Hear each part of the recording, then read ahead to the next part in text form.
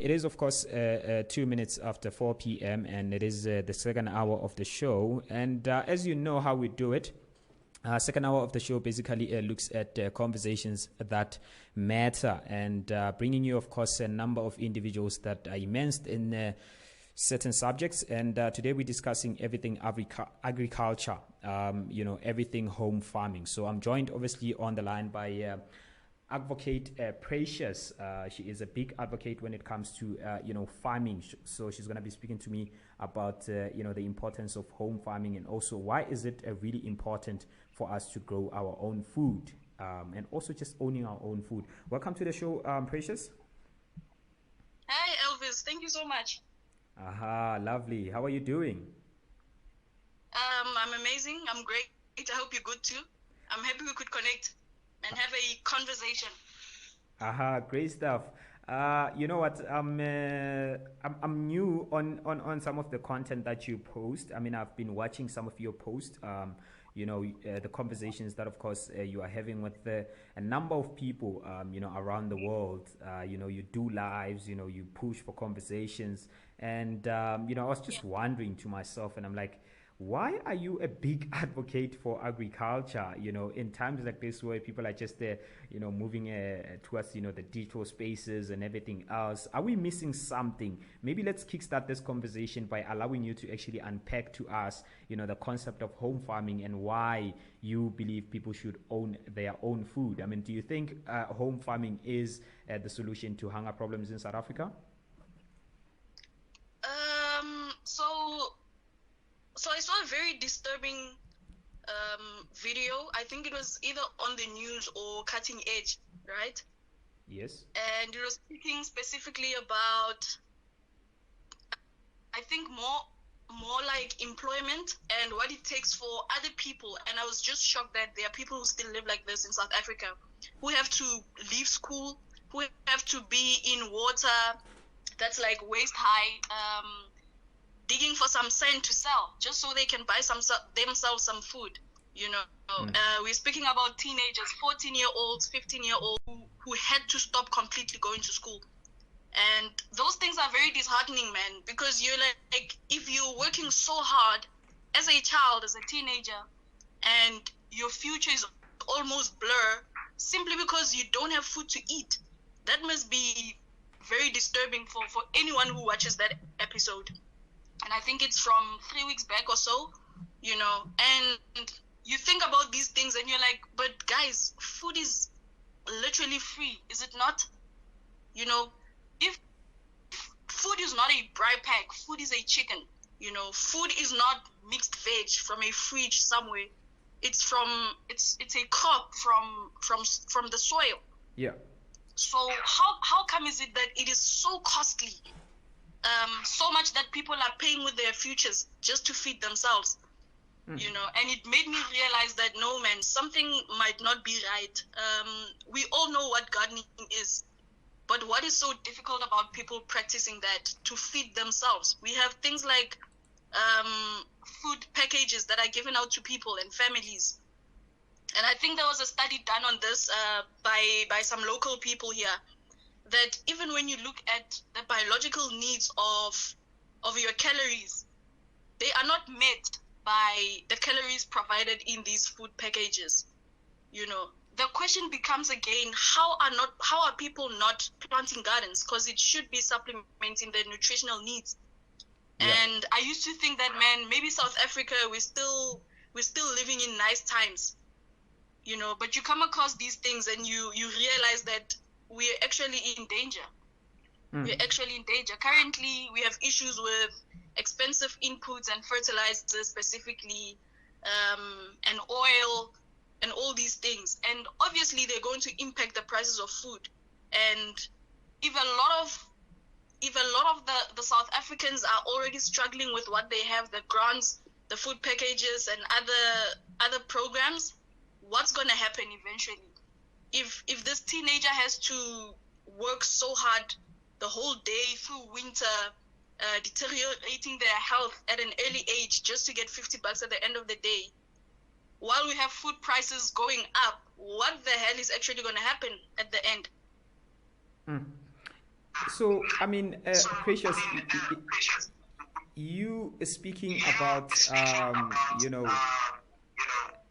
the importance of that, and also, a lot of people really from different places perhaps maybe might not really relate. Someone maybe who lives in Johannesburg, or maybe in the suburbs in the city, people are like, but you know what, it is convenient for me to actually go out there and buy food. I don't need necessarily to actually have a garden and everything else. So is this like something that you perhaps maybe you think it's a solution driven thing, maybe for a particular kind of people? Because our people in South Africa, we live in different communities, right? Although South Africa is considered to be a most fast moving developing country, but I still feel like it's just a myth that has been sold around the news and everything else. The people that you're speaking about, the communities that are still living off grid, there's a high rate of them, but there's also other people living in places like your Sandton, and other places in the Cape Town and everything else. They don't relate to this kind of stuff. So how do we match that solution to these two different communities? Yeah. So you think of this, even middle class people, there are those households who have very poor diets. Okay. Maybe it's a tough month, maybe you're broke, maybe food is just getting expensive, you have to cut down on some of the luxuries. So retail food, of course, is meant to be for convenience.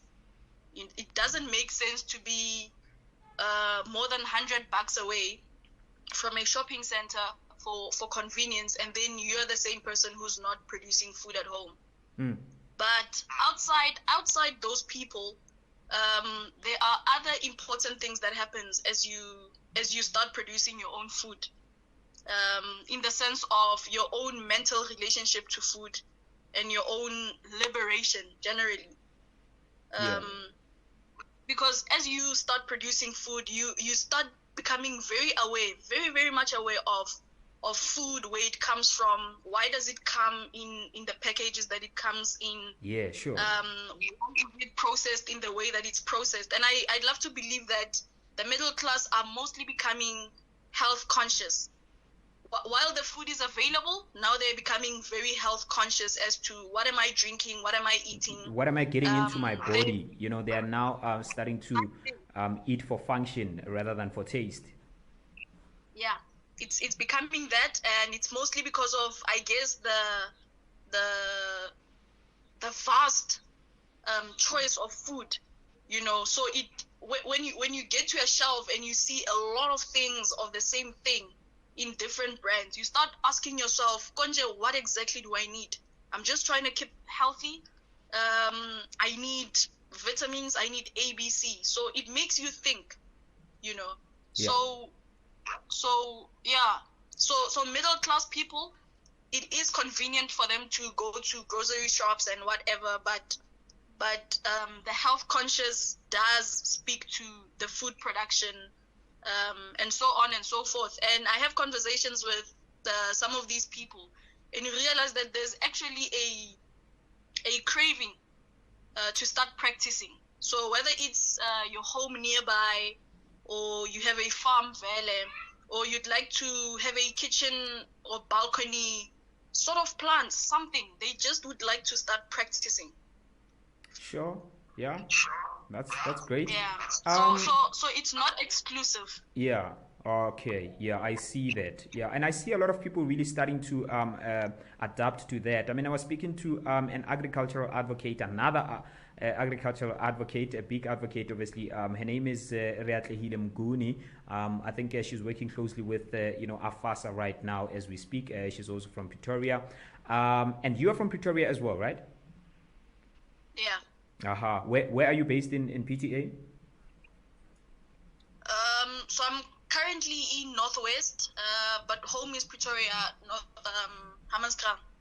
Aha. I mean, I grew up in Pretoria as well, in a small township called Mabopani, just far left of Soshanguve. So yeah, I mean, look, what do you think is the first step people can take to start participating in this whole thing of home farming? Because I think it's a very important thing, eh? Yeah. So just don't overthink it. Okay. If you need help, they can reach out on my Facebook, of course, and we can have a conversation. Because I think because not a lot of people are practicing it, it sounds like science. It becomes this far-fetched thing. Yes. But if you have someone you can have a conversation with, today you go get this and that, tomorrow you start planting and you can update and have a conversation, it becomes much more easier. So for those who are in flats and the concrete jungle,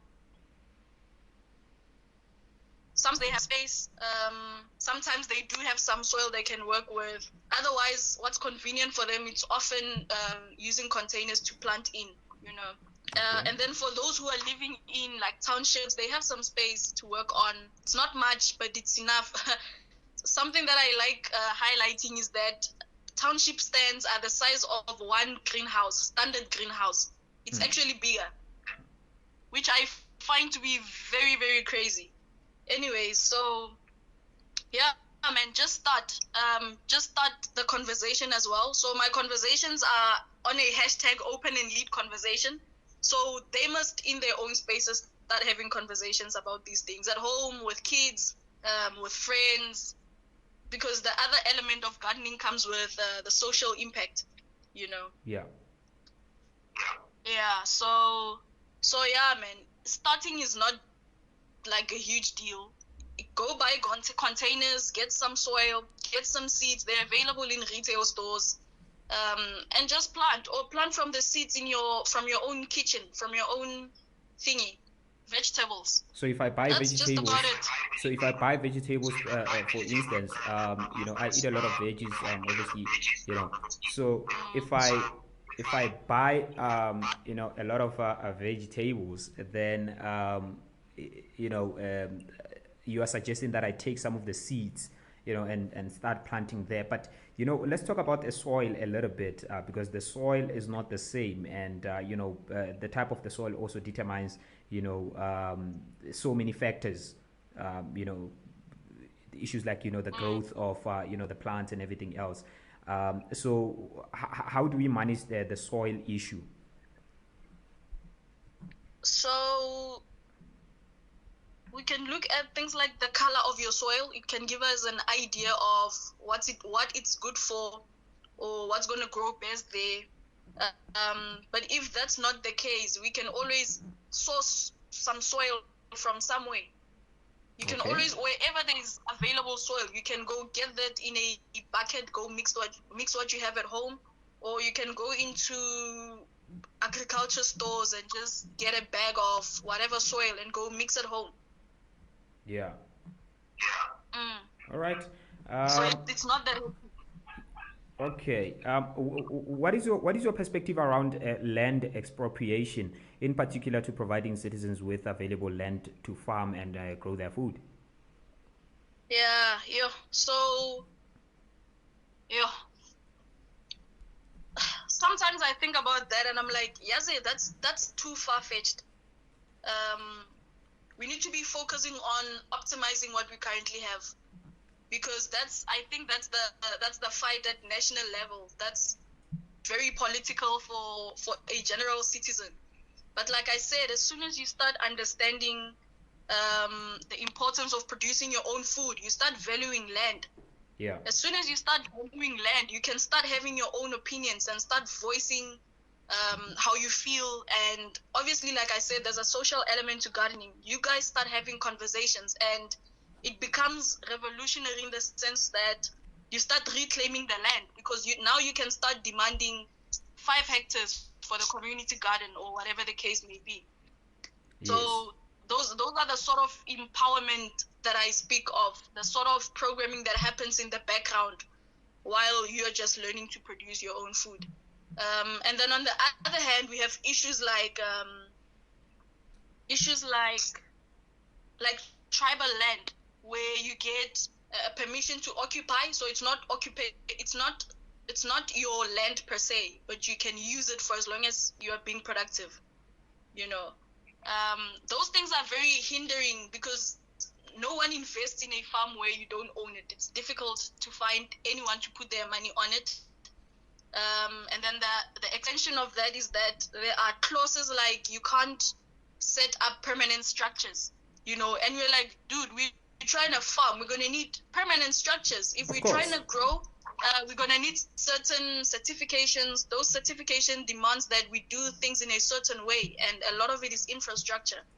So those are some of the important things we need to be looking at. We have a lot of young farmers coming up, but they don't own the land. So they're using land from family, from the tribal land as well. So those are some of the important things that we need to be working on, because those are productive people who need the necessary support and future security for them to be comfortable in continuing with the journey. So as for land expropriation, it's not our fight for now, but while we are producing our own food, we should be questioning our own security of what we are currently doing, whether it's gardening, whether it's the community farm, whether it's the young people farming on their homelands or whatever the case. For sure. All right. I mean, you know what? One other thing that, of course, makes me really fascinated about this conversation is the fact that so many houses are way too small. I mean, you speak about people having to organize farming in their own houses, or rather in their own homes, but other people, it's a disadvantage because there's just a very tiny space that is really left that you can utilize for your gardening. But also you speak about the alternative method, which is really container farming, which can also be a great idea around it. But for people perhaps maybe, who, because, we don't come from a same financial background, that could be a little bit of a hassle, to start considering other alternative methods. But for people who don't have the land within their respective homes, do you have maybe perhaps a way that they can approach maybe a municipality for the available land? Because there's so much available land in the townships, and now I'm speaking about the townships in particular. Do you have a way that perhaps maybe that what is the procedure around approaching the local municipality for available land, to say, even if I don't own the land, maybe I can utilize it, just like the same process that you explained about the tribal land? One of the easiest ways, I think, is to approach your local agriculture extension officers, and then from then on, I think they can shed some light on the processes. Hence, I said that as soon as there's a bigger craving, then you can start reclaiming your land in the name of community gardens or community farms of some sort. Mm-hmm. Yeah, because it's usually easier when you already have proven your business case that, I've been producing here for whatever months, I'm ready to scale up to like 1 hectare or plus. Lovely. It is, of course, 21 minutes after 4 p.m. And, I'm joined on the line, obviously, by AgVocate Precious. We continue to, conversate around everything art. And, she's taking me through, the importance of home farming and also why people should, own their own food. We continue that conversation after the break. And, of course, if you want to join the conversation, make sure to send me the WhatsApp voice note on 061-258-7338. And, of course, if you have a couple of questions maybe that you think she can be able to answer or rather help you with, 061-258-7338 is the number that, of course, you can text. Send me your voice notes, send me your messages. Let me know what you think about, the conversation that we are unpacking right here. When we come back, I'll continue that conversation with AgVocate Precious. She is talking to me about everything farming. Joburg Connect is... Okay, cool.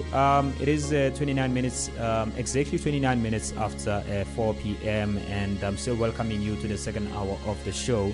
I'm speaking to AgVocate Precious. She is a well-experienced individual when it comes to, gardening, agriculture, home farming. And we're discussing everything agriculture. We're discussing everything, home farming. And she's taken me through, a couple of things, of course, that we need to know as, the South Africans, as the South African citizens, and also just as people who are living in communities where poverty sometimes is the biggest issue. And looking also, the high rate of unemployment as well. The least that we can do is to try and, produce our own food, at least, So she's continuing that conversation with me on the show. And, we continue, obviously, looking at the importance of home farming. But I want her to tell me about more stuff, because she's also a content creator, a visual mentor, a consultant as well. So she continues to do, a number of crazy stuff, obviously, in different places. So she's gonna be continuing that conversation as we wrap it up, obviously, talking about everything farming. Welcome back to the show, AgVocate Precious. Sure, Elvis. Sure. Listen,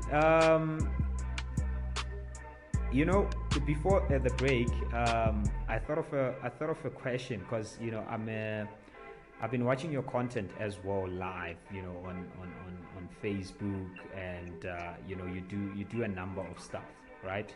So one of the things that you do is that you are championing conversations with different people around the world, so that makes me have a question of, is there any collective solution that perhaps maybe you are working on, or is this just trying to create a platform that can raise conversations around what you stand for? Yeah, so it's a new thing I'm doing. I've been in conversations like this, for example, quite a number of them.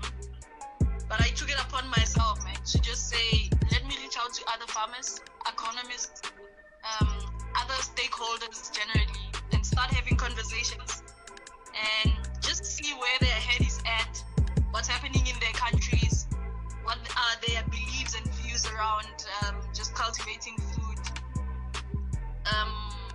commercially and otherwise. And I guess try to build more than a platform, a bigger virtual community of farmers, and I hope I can do more and it can become more impactful and much more greater than just conversations. I hope we can find channels that we can use to empower each other and other people that we influence in our personal capacities, and see if I'm not downplaying this thing, right? So you might find that we start building channels across Africa of any sort, of different sorts, where we are able to build a really strong community of farmers. Yes. Yeah. This is powerful, man. This is great. This is something that we need. Yeah. I love the mindset. Sure. Okay. So let's say we wake up tomorrow and local communities finally reach a goal of successfully home farming and owning their own food. What will then happen to big retailers, including your ShopRite, the ones that we know, like your Pick n Pay and many others? What do you think will happen to them? What is going to be the relationship now between us and them? Are you worried? I'm not really worried, but well, I don't own ShopRite, I don't own Pick n Pay, I don't have a stock at Pick n Pay, I don't have any stock or any equity in one of these retailers. But I'm just thinking, I'm just thinking out loud, because now remember, this is a territory, right? And if I own the territory and there's a new person really coming up with a solution that is really threatening my business, I have to also look at some alternatives. So I'm just looking at it from that perspective. I'm playing the devil's advocate.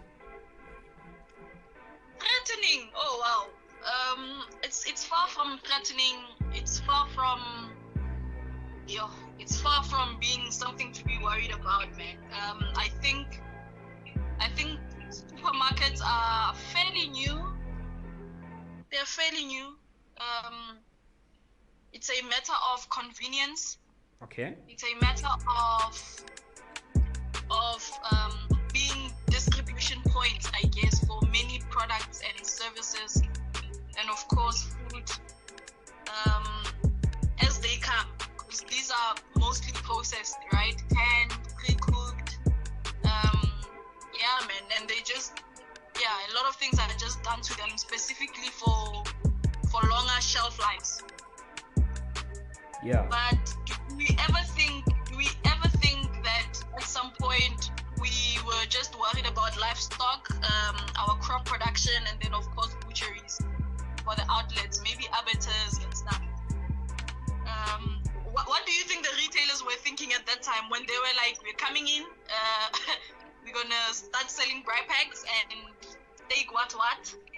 Yeah, I mean, even though we have farmers, even though we have families who are subsistence and their livelihoods depends on these butcheries and these farms and community gardens. Yeah. What do you think the conversations amongst them? You know what? It's always tricky to speculate. To be honest, because here we need to deal with the facts, right? So it's really even difficult for me to just think about it that way. I can only perhaps think about what would happen if we start adapting. Well, we are adapting, but now if we fully immerse ourselves into home farming and owning our own food, I suggest it's a bit of a problem in terms of territory kind of a thing. But it's really difficult for me to just come up with a thought in the way that you're asking me. Anyway, you know what? Let's wrap it up like this. In one of your posts, you speak about the need for people to start thinking about their retirement times. So I'm just thinking in relation to this, what is your perspective around financial freedom? Because I'm thinking about a lot of people. How can I think about my retirement times when I'm maybe in my mid 20s or even early 20s sometimes, or even in your 30s? How do you think about your retirement at that time? What is your perspective around that? Can you expand a little bit on that, and also just give me a perspective around financial freedom, the concept of financial freedom? Yeah, so I think we digest retirement differently. Okay. Some of us think retirement is leaving work to start doing other interests. Some of us think retirement is just leaving the capitalistic system. Some of us think retirement closely related with financial, and some of us just think that's when you get your benefits from work and go live your best life ever. But you and I are at an interesting age where we see a lot of the baby boomers going for retirement, and doesn't You're so look cocky, very man. pretty for a lot of them. That the packages are not as they were promised. I mean, we have seen the scandals with PIC and stuff, so it makes us look into our own future and start looking at what exactly do we want outside what we are promised, or by whatever workplace, by these other financial products. Yeah. And a lot of us actually agree that retirement looks like some sort of independence. Okay. And it looks like the new black dream is to go to the cities, make some money, but make sure that even before retirement, you start building back home. You build a homestead, you have a secure place, your own water source, your own energy source, your own safe livestock, there, your own crop production going on there, and a general house, so a humble abode. So some are even building mansions. I mean, we see what's happening in Limpopo. They're putting so much pressure on us, man. So, it looks like that's the ideal retirement, and it looks like the new black dream, I guess, for a lot of us to gain our financial freedom in some sense. Sure. So all of that ties into just the culture of being a farmer, as you can see. Farmers are holding on to the principles of doing for themselves and just being independent, especially in the fundamental act of cultivation of food for general human sustenance. So as you retire, you need to be able to sustain yourself through and through. And of course, the most important basic is food production. Whether you're going to build a business around it, a culture around it, a lifestyle around it, it's fundamentally important. Yeah. Thank you so much, Precious, for taking your time and speaking to us on Glen Drive about, these are conversations that matter, by the way. So I think, a lot of people really need to start taking time to, engaging in conversations like this. I know you do have, weekly, is it daily or weekly lives on Facebook, but you do it consistently. How can people reach you and also join some of, the conversations that you're pushing online? They can just hit me up on my Facebook, Tebi Precious Tawale, or just hashtag search on the Facebook for a hashtag AgVocate Precious or hashtag AgriChats, and then just follow those hashtags. They will find me. And I'm always open for conversation, whether it's on the live chat or in my DMs. Or whether they need any sort of mentoring or consulting, we can have a conversation and engage on whatever their plans are or ambitions are around all of this that we just had a conversation about. Thank you so much. That is, of course, AgVocate Precious, a very big advocate when it comes to agriculture and also just this whole concept of home farming. And you heard it from the horse's mouth. Let's not make it too complex. It's a very simple thing. I mean, the first step that you can also try is to just go to your retails, buy the seeds, start farming in your houses. If you don't have land, if you don't have enough space, buy some containers. Make sure the soil is nice. And start just owning your own food, and that is it from our guest right here on Glen Drive, and we're gonna try to get you some more updates, of course, on the stories that are unfolding today, looking at, of course, some of the issues around the politics. Brian Molefe, the former CEO of Eskom, has been arrested and also granted a bail of 50,000 rand. The question is do we have a legal system, or do we have a justice system? So it is really up to you. You can let me know what do you think on 0612587338.